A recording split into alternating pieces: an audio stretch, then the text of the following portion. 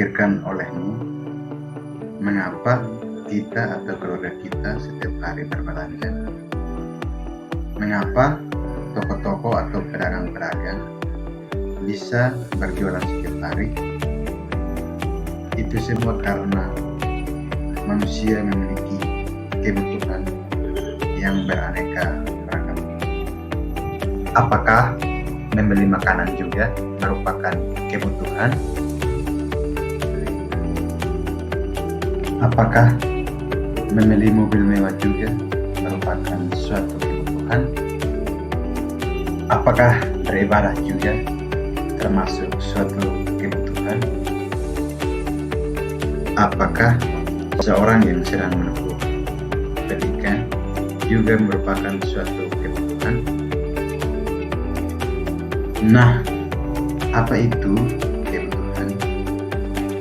Kebutuhan adalah hasrat atau keinginan manusia untuk memiliki dan menikmati kegunaan barang atau jasa yang dapat memberikan kepuasan bagi jasmani dan rohani demi kelangsungan hidup manusia.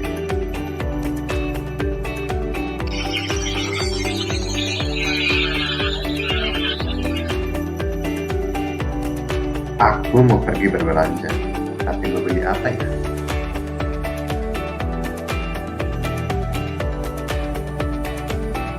Baju.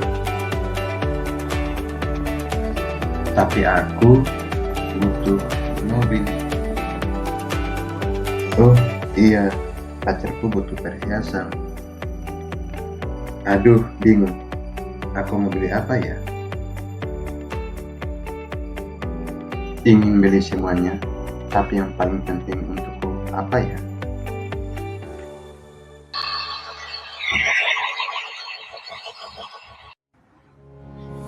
Kebutuhan manusia sangatlah banyak. Tentu kita harus mempertimbangkan kemampuan kita untuk memperoleh beraneka ragamnya jumlah dan jenis kebutuhan manusia.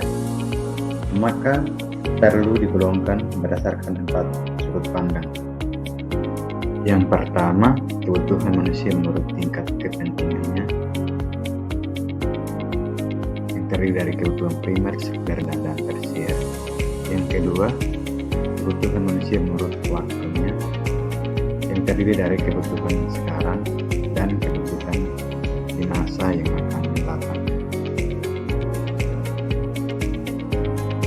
Yang ketiga, kebutuhan manusia menurut sifatnya, yang terdiri dari kebutuhan jasmani dan rohani. Yang keempat, kebutuhan menurut subjeknya, yang terdiri dari kebutuhan individu dan kelompok.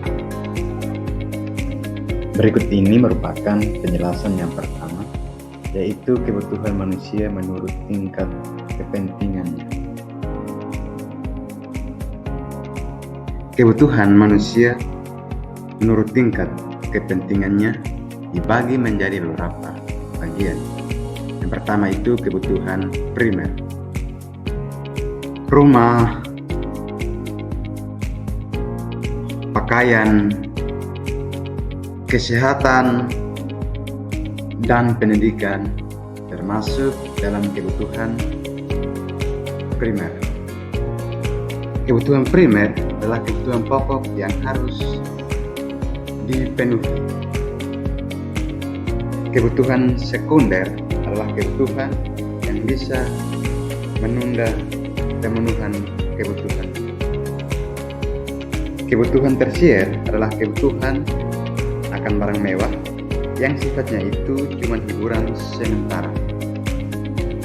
Kebutuhan manusia menurut waktunya terdiri dari kebutuhan sekarang dan kebutuhan di masa yang akan datang.